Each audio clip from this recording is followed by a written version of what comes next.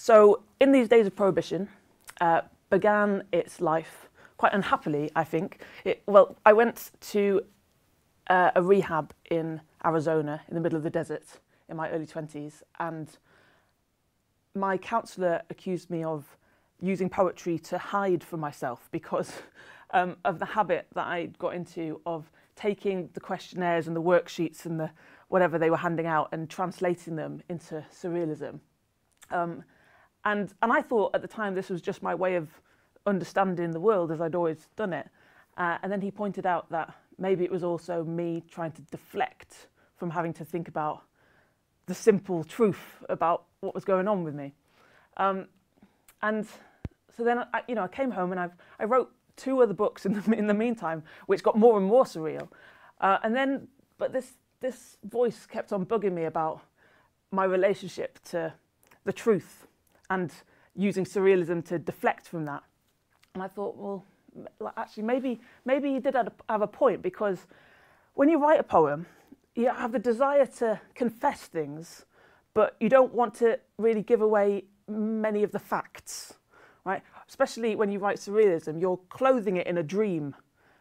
You're disguising so that you can reveal something.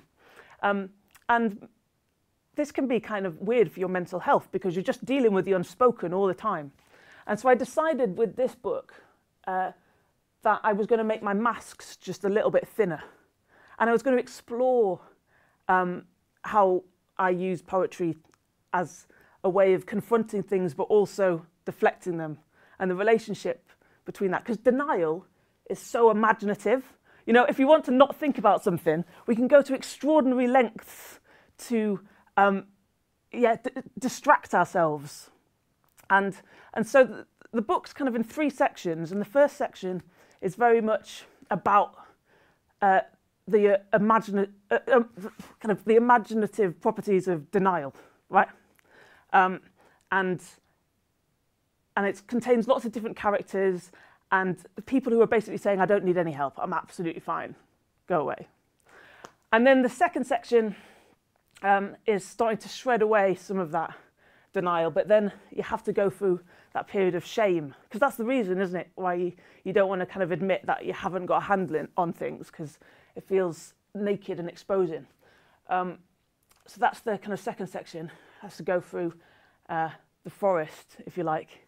And then the third section is kind of, about me squaring up a little bit. And there's even a few poems that are based on things I've seen with my actual eyes, outer eyes, and kind of emerging a bit and being able to see a bit more clearly. And that's what the book's about.